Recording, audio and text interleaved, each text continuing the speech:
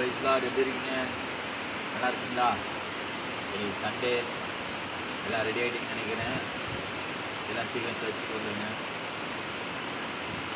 Price பார்த்தீங்கன்னா ஒரு மாதம் முடிய போது அடுத்த வாரம் நான் வந்துடுவேன் சண்டைக்கு. சரி, நம்ம ஆண்டுடைய வார்த்தைக்கு போகிறதுக்கு முன்னாடி நம்ம அப்படியே கொஞ்சம் ஜெபம் பண்ணணும். ஆண்டவர் இந்த வார்த்தையை ஆசீர்வதிக்கப்படுகிறாங்க. இங்கே வந்த ஒவ்வொருவரும் அந்த வார்த்தையில் ஆசீர்வதிக்கப்படணும். ஆண்டுடைய வார்த்தை வெறுமையாக திரும்பாது. ஆண்டுடைய வார்த்தை எங்கே இருக்கோ உங்கள் விடுதலை. ஆண்டுடைய வார்த்தை பேசப்படும் போதெல்லாம் அது ஒரு காரியத்தை வாய்க்க பண்ணாமல் திரும்பாது. அதனால் கர்த்தருடைய வார்த்தையை விசுவாசிக்கணும். விசுவாசத்தோடு நிலை நம்ம கண்ணில் மூடி செய்யணும். அன்பின் தகப்பனே நன்றி செலுத்துகிறோம்ப்பா. இந்த நாளில் கூட ஆண்டவரே ராஜா, நீங்கள் ஆண்டவரே இந்த நாளை எங்களுக்காக கொடுத்ததுக்காக நன்றி. வந்த ஒவ்வொரு பிள்ளைகளையும் உங்களுடைய கரங்களை கொடுக்குறேன். இந்த வார்த்தைக்கு ஆண்டவரே அவருடைய செவிகள் திறக்கட்டும், இருதயம் திறக்கட்டும், கண்கள் திறக்கட்டும். ஆண்டவரே உங்களுடைய வார்த்தையை அவங்க வாழ்க்கையில் ஆசீர்வாதமாய் மாறுபடி செபிக்கிறேன். ஆண்டவரே நீர் என்னை மறைத்து வெளிப்படும். இந்த வார்த்தை ஆண்டவரை கிரியை செய்யும்படி ஆண்டவரே ராஜா அதை கட்டவிழ்க்கிற இந்த தூதர்கள் அந்த இடத்துல இருந்து கிரியை செய்யும். இயேசுவின் நாமத்தில் செபிக்கிறேன். ஆமென். அல்லேலூயா. அல்லேலூயா சொல்லுங்க. சரி, யோவான் 14ஆம் அதிகாரம். சரிங்க, யோவான் 14ஆம் அதிகாரம் நான் எடுத்துக்கிறேன்.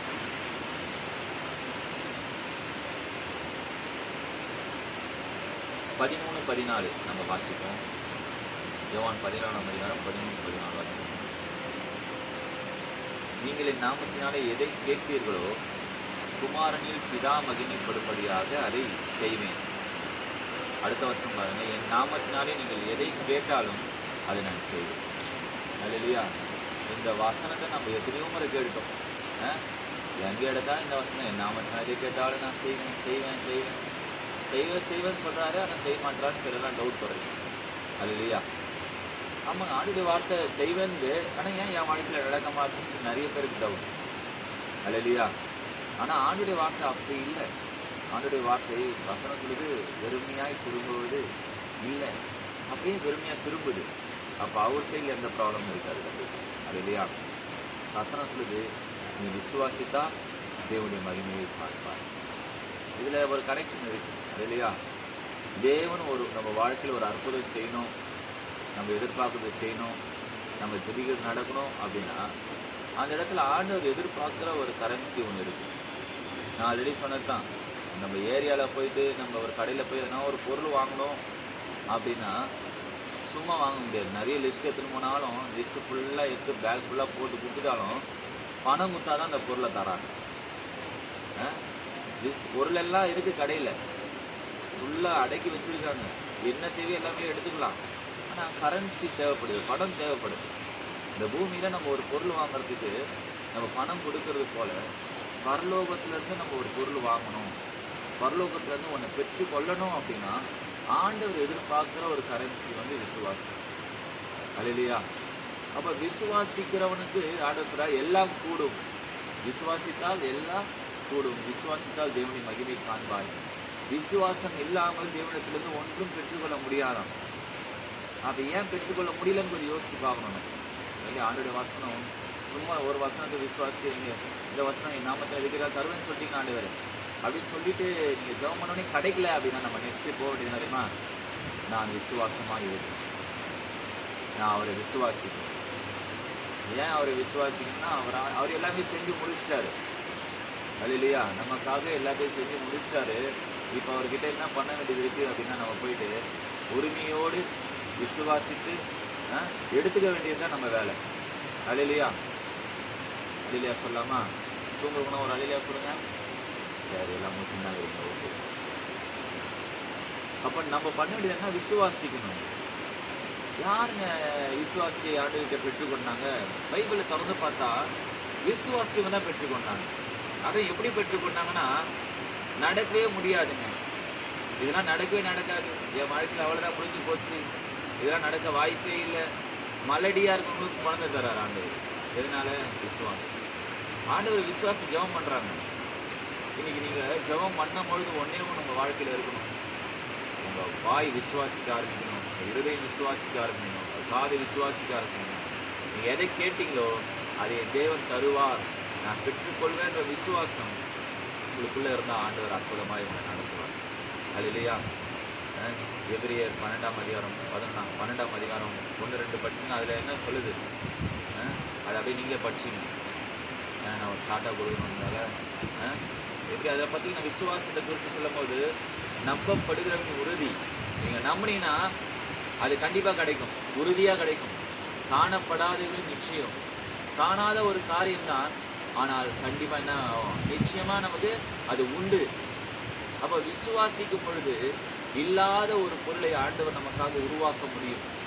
இல்லாத ஒரு பொருளை நீங்களே என்ன பண்ணுறீங்க, விசுவாசம் மூலியமாக உண்டாக்க முடியும். ஏன்னா தேவன் இல்லாத ஒன்றை தான் உண்டாக்குனாரு. இந்த பூமி எப்படி இருந்ததுன்னா ஒழுங்கின்மையாக இருந்ததுன்னு பார்க்குறோம். ஆதியாகமத்தில் 1ஆம் அதிகாரத்தில் எல்லாம் ஒழுங்கின்மையாக இருந்தது, எதுவுமே சரியில்லாமல் இருந்தது. ஆண்டவர் என்ன பண்ணார்னா அவருடைய வார்த்தையினால எல்லாத்தையும் உண்டாக்குனார்னு பார்க்குறோம்.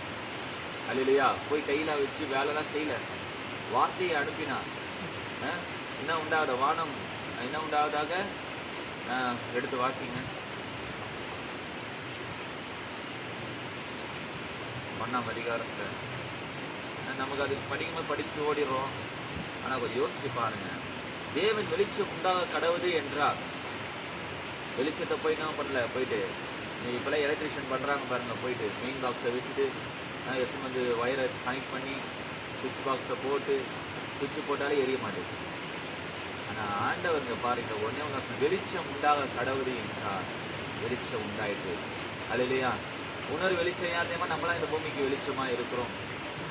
லைட், நம்மளாம் வெளிச்சமாக இருக்கிறோம். நம்மளையும் ஆண்டவர் உண்டாக்கியிருக்கார். எப்படி உண்டாக்கினாலும் வெளிச்சமாக உண்டாக்கி இருக்கிறார். அவர் சாயில உண்டாக்கிறார். அவர் எப்படி இருக்கிறாரு? அவர் ஒளியாக இருக்கிறார். நம்ம எல்லாம் இந்த பூமிக்கு வெளிச்சமாய் வைத்திருக்கிறார். இப்போ தேவன் ஒளியாக இருக்கும்போது நம்ம வெளிச்சமாக இருக்கணும். என்ன அர்த்தமா, நம்ம அவருக்குள்ளே இருக்கும் பொழுது, அவருக்குள்ளேருந்து நம்ம கேட்கும் பொழுது, அவரோடு நல்ல உறவாக இருந்து நம்ம ஜெபிக்கும் பொழுது, ஆண்டவர் நீங்கள் கேட்டபடியே யோவான் 14 வசனத்தை சொல்கிறபடி என் நாமத்தினாலே எதை கேட்டாலும் நான் பண்ணேன் அதை நான் செய்வேன் ஆண்டவர் சொல்கிறாரு. அல்லேலூயா. அப்போ நீங்கள் என்ன பண்ணணும்னா விசுவாசிக்கணும். தேவன் எப்படி உண்டாக்குனார்? வெளிச்சம் உண்டாக்குறதுனா உண்டாயிடுச்சு. அப்புறம் சூரியனை உண்டாக்குனாரு, சந்திரனை உண்டாக்குனாரு. எதையும் எப்படி உண்டாக்குனார்னா அவருடைய வார்த்தையினால. அப்போ அவர் என்ன பண்ணாரு? அவரே விசுவாசிக்கிறார். தேவனை விசுவாசம் இல்லாமல் எதுவுமே பண்ணலை. அவருக்குள்ளே இருக்கிற அதே காரியங்கள், அதே வல்லமை, அதே பலன் அவரை போலவே நம்மளை உண்டாக்குறதுனால இந்த பூமியில் நம்ம பெற்றுக்கொள்ளணும். காணாத ஒன்றை பெற்றுக்கொள்ளணும், இல்லாத ஒன்றை பெற்றுக்கொள்ளணும், அற்புதம் நடக்கணும். கடன் இருக்குது, கடன் எப்படி மாறும் தெரியலையே, நான் வேலை செஞ்சால் தான் எனக்கு நடக்கும், என் கடன் தீர்றதுக்கு வழியே இல்லைன்னு நினைக்கிறீங்களா? அப்படி இல்லை. நம்முடைய தேவன் இல்லாதவைகளை இருக்கிறவைகளை போல அழைக்கிற தேவன் இல்லை. ஆனால் அதை அவரால் என்ன பண்ண முடியும்? உண்டாக்க முடியும். அப்படி தான் உண்டாக்குனார் ஆண்டவர். இந்த பூமியில் இருக்கிற ஒவ்வொரு பொருட்களையும் நீங்கள் பாருங்கள், இந்த வெளியே போய் பாருங்கள், இந்த இயற்கையை பார்த்தாவே உங்களுக்கு தெரியும் ஆண்டவர் உண்டாக்குறதெல்லாம் ஆச்சு. அதனால் இன்றைக்கி ஒன்றே ஒன்று நம்புங்க. உங்கள் வாழ்க்கையில் இல்லாத காரியத்துக்கு முன்னாடிலாம் ஒன்றே ஒன்று தான் என்ன இருக்குன்னா, நீங்கள் அவிசுவாசத்துக்கு இடம் கொடுத்துருக்கீங்க. அதுலேருந்து வெளியே வரும். ஆண்டவர்கிட்ட நான் கேட்டால் எனக்கு கிடைக்கும். எப்படி கிடைக்கும்? அதற்கான வசனத்தை எடுத்து நீங்கள் கேட்கணும். கடனில் இருக்கா? நான் கடன் வாங்காது இருப்பேன், நான் கடன் கொடுப்பேன். இந்த வசனத்தை நீங்கள் அறிக்கை செய்யுங்க. அறிக்கை செய்யும் போது விசுவாசத்தோடு அறிக்கை செய்யணும். நான் சொல்லிட்டேன், ஆண்டவர் எனக்கு அடுத்த மாதத்துக்கு வழியை ரெடி பண்ணிட்டு இருக்காரு. எங்கேருந்து வரும் தெரியாது, ஆனால் கொடுப்பார். நான் கஷ்டப்பட்டு ஏதோ பண்ணுறதெல்லாம் இல்லை. இந்த வார்த்தை உண்டாக்கிவிடும். வெளிச்சம் உண்டானது போல அவர் சொன்ன வாயிலிருந்து வார்த்தை புறப்பட்ட உடனே எப்படி வெளிச்சம் உண்டாச்சோ அது போல் உங்கள் வாயிலிருந்து இந்த புறப்பட்ட அந்த வார்த்தை என்ன பண்ண தெரியுமா? நீங்கள் எதை கேட்டீங்களோ அதை கொண்டு வரும். தேவன் தூதர்களை அதுதான் வச்சுருக்கிறார். தூதர்கள் என்ன பண்ணுவாங்க தெரியுமா? நீங்கள் சொன்ன உடனே அந்த வார்த்தையை பிடிச்சி அங்கேருந்து என்ன பண்ணுவாங்க, எங்கே வந்து கொண்டு வரணுமோ அதை கொண்டு வருவாங்க. அல்லேலூயா, அல்லேலூயா, அல்லேலூயா.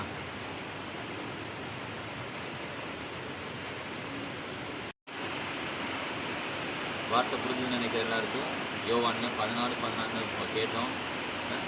ஆண்டவர் ஜபத்தை கேட்கிறவர்ன்றதை நீங்கள் புரிஞ்சுக்கணும்னு நினைக்கிறேன். ஆனால் நம்ம கேட்கும் போது என்ன பண்ண, விசுவாசத்தோடு ஆண்டவர் கேட்க போகிறோம்.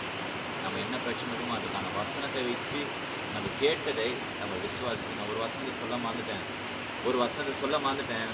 மார்க் 11, 23, 24, 25 அதில் படிச்சிங்கன்னா வசனம் சொல்லுது, நீங்கள் மலையை பார்த்து பெயர்ந்து சமுத்திரத்தில் தள்ளுண்டு போ என்று சொல்லி ஒரு இருதயத்தில் சந்தேகப்படாமல் விசுவாசித்தால் நீங்கள் சொன்னபடியே ஆகும்னு வசனம் சொல்லுது. அதே இடத்துல உணர்ந்து வசனம் கீழே எப்படி சொல்லுதுன்னா, எவ்வளவானும் சந்தேகப்படாமல் நீங்கள் கேட்கணுமா.